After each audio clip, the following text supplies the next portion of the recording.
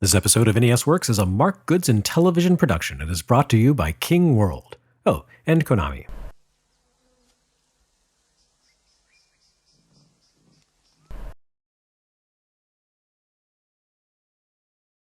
Konami returns this episode with another cooperative shooter, which appears to be their theme for 1988.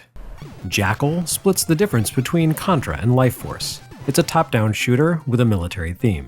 Among Konami's NES releases from this era, Jackal tends to be forgotten relative to the likes of Castlevania and Contra. I couldn't say why that is. It radiates all the quality and style you've come to expect from any game wearing that distinctive silver trim. It may not look quite as good as the most beloved Konami releases of the era, but it still has plenty to offer. A great soundtrack, crisp controls, good gameplay design, and the chance to wreck bad guys with the help of a friend. Maybe the problem is just that it felt a little too familiar coming on the heels of two other cooperative shooters. It's hard to say, but Jackal deserves a little more retrospective love from the fans. Heck, Konami could stand to lavish a little more affection on it. To my knowledge, they haven't included either the arcade original or the NES port on any sort of collection in more than a decade. Jackal draws its influences from a whole lot of games we've already seen on NES and other systems. As a ground-based vertical shooter, it naturally echoes the spirit of games like Frontline, Ninja Princess, and Ikari Warriors. I'd put it a step or two above any of those examples of prior art, though. Jackal brings that uncanny Konami knack for killer gameplay to the table, combining zippy action with well-balanced difficulty that appears tricky at first glance but can be mastered relatively easy, with a bit of practice, of course. Players control a jeep that obeys the laws of vertical shooter combat as laid down in Ninja Princess and Commando. You can move freely around the screen, and the action only scrolls upward when you do. Your jeep comes equipped with two forms of attack. The first, the mounted machine gun, fires vertically up the screen. Although its single directional facing limits its versatility in close quarters, it has a rapid enough rate of fire to make it worth using, and many of your moment-to-moment battle tactics involve you maneuvering your tank into position to be able to orient the machine gun toward a target. However, you also have the second weapon, whose nature varies based on your current power level. You begin with a grenade, but you can upgrade this attack to more powerful missiles. Whether you carry grenades or missiles at any given moment, the important thing to note is that these secondary weapons don't simply pack a serious kick, they can be fired in any direction and you have an unlimited supply of them. While these weapons do come with certain limitations, which is why you rely heavily on your machine gun, they play a critical role in combat. You can boost your Jeep's special weapon in a few different ways. Occasionally, you'll come across special power-ups in the wild, generally by defeating a high-ranking enemy or blowing open an enemy installation. Collecting one of these icons allows your weapon to jump up one level in power, taking you from a grenade to a missile, and then from a missile to a really strong missile. You revert back to the grenade when you die, though the limited and supplemental nature of your secondary weapon makes this downgrade vastly less debilitating than the hobbling you receive when you suffer a wipeout in sibling Francis Gradius. In fact, the grenade can often be the best weapon in the heat of combat. Although it has the most limited range of all your weapons and lacks the potency of the missile upgrades, grenades have the unique ability to arc upward and pass over barricades, making it a huge boon when trying to take out enemies who have bunkered down on the other side of a wall or rock.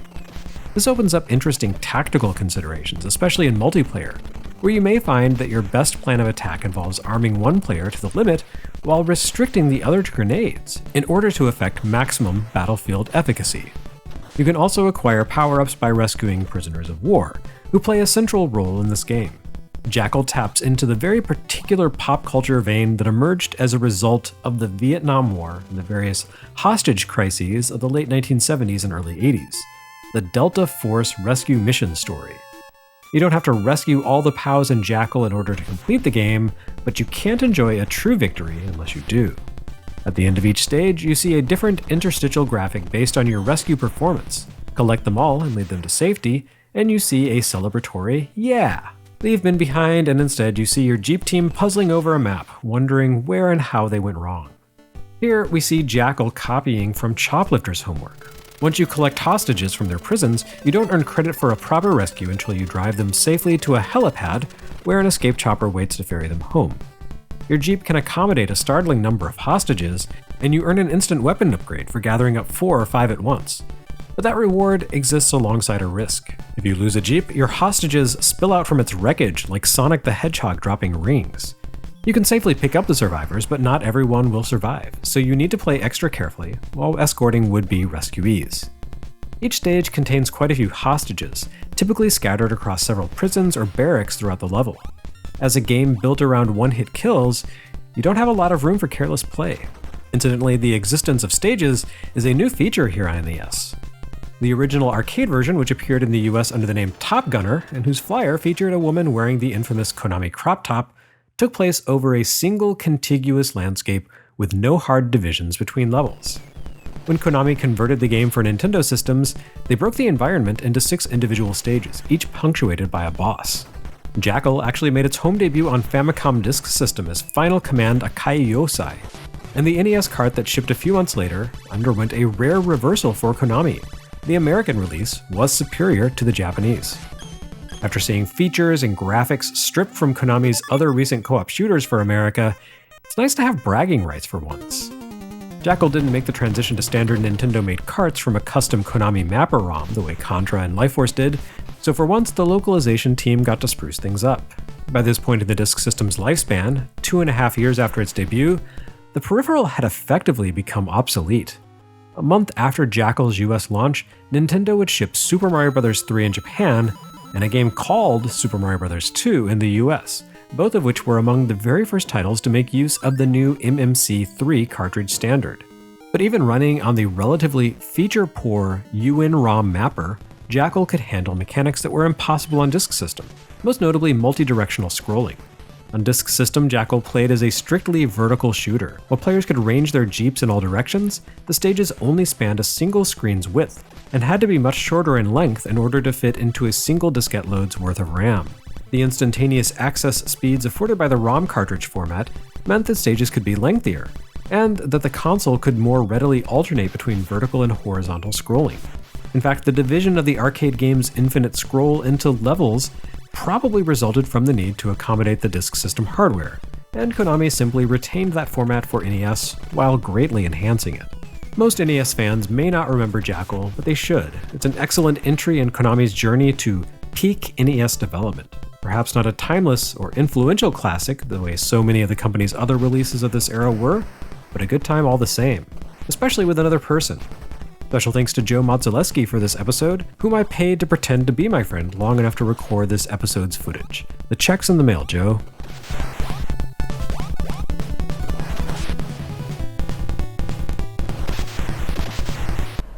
So, Jackal, a game about teaming up with another person to save the innocent.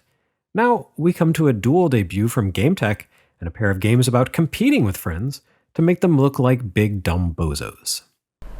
We have seen GameTek on Game Boy Works before, but they make their debut here with Jeopardy and Wheel of Fortune for NES.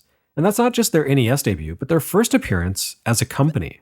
In fact, GameTek came into existence specifically to publish these two games.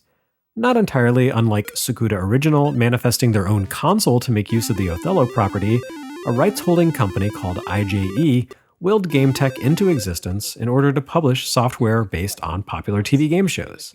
Notice that I said publish, not develop. Handling the heavy lifting for both Wheel of Fortune and Jeopardy for NES, we have none other than Rare Ltd, last seen at the back end of 1987, the beginning of 1988, producing the excellent and largely original projects Wizards and Warriors and RC Pro-Am for Acclaim and Nintendo. These game show adaptations fall quite far in tone and spirit from those games, but Rare handles them both with about as much style and panache as you could reasonably expect from NES cartridges of this particular vintage. Jeopardy in particular actually holds up as a fairly impressive technical accomplishment. It contains far more text than any NES release before it, being a game about questions and answers, or rather, answers and questions. Text storage came at a premium on NES, which is one of the big reasons we saw so few role-playing games on the system prior to the advent of advanced cartridge mappers and expanded data storage. Jeopardy contains nearly 2,000 different answers across hundreds of different categories, for which players must then provide the correct question. With repeated play, you're bound to encounter the same randomly selected category and puzzles multiple times, which does take something away from the spontaneity and fairness of a multiplayer match after a while. Even so, Rare managed to stuff the cart full of textual content without overly compromising the visuals. I wouldn't say Jeopardy on NES looks great exactly, but the visuals have a fairly detailed appearance, and you can actually see animated avatars for all 3 participants, as well as a reasonable approximation of the category board. Certainly, it looks a lot nicer than the moment-to-moment design of Wheel of Fortune, which appears to have invested all of its data into imagery of the actual game board and an elaborate animated avatar of not legally Vanna White. Where Jeopardy makes an effort to recapture the look of the television show even as you input your questions to solve the provided answers, Wheel of Fortune shoves the user interface into a set of dull, overcrowded boxes at the bottom of the screen.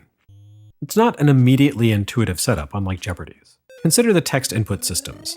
Jeopardy gives you a keyboard-style palette of letters to choose from, whereas Wheel of Fortune gives you a row of letters and a cursor whose movement can feel a little laggy.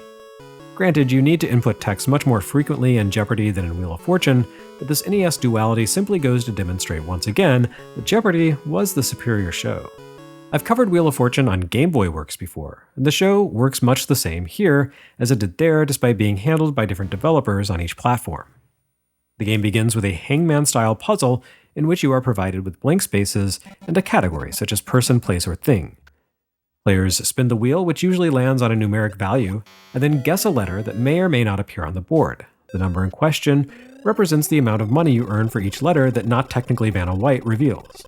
Once a letter is revealed, you can spin again, attempt to solve the puzzle, or spend a bit of your earnings to guess a vowel. You control the board until you fail to correctly guess a letter, or you give the wheel a bad spin by ending up on the bankrupt space that wipes out all your earnings for that round, for example. Normal play advances through 2 rounds before moving on to a speed round, where you don't spin the wheel each turn, and can only guess 1 letter and potentially attempt to solve before the next player gets their turn. The final round, should you have earned enough points to advance that far, requires you to guess 5 consonants and a vowel, then guess the answer.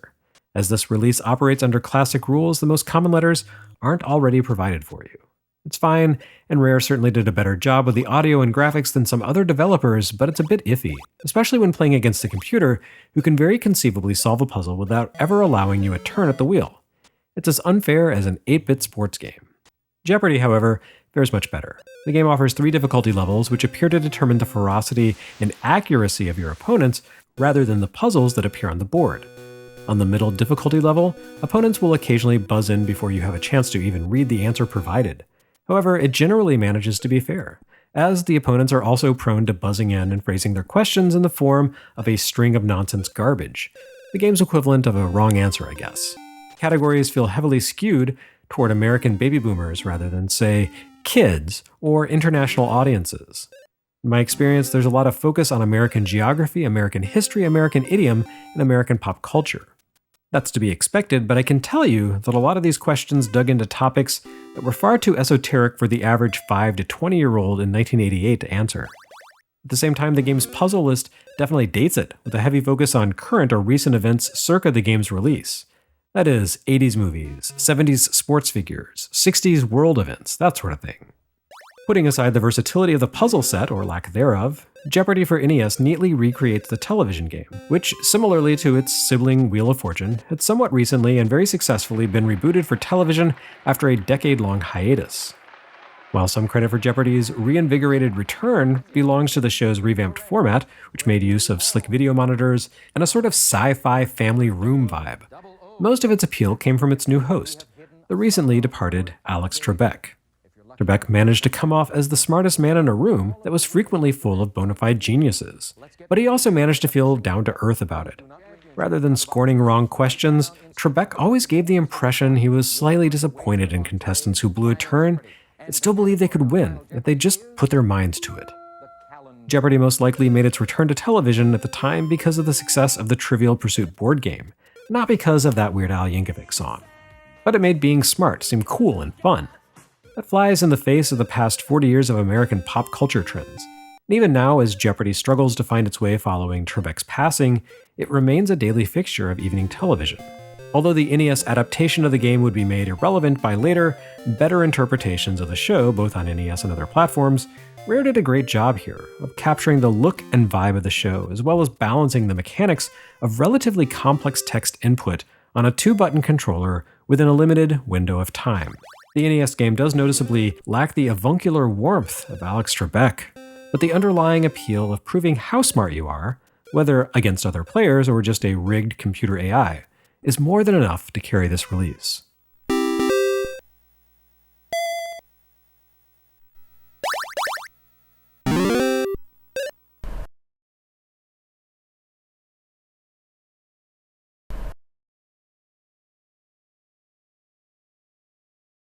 Next time on NES Works, prepare for trouble, make it bubble and bobble.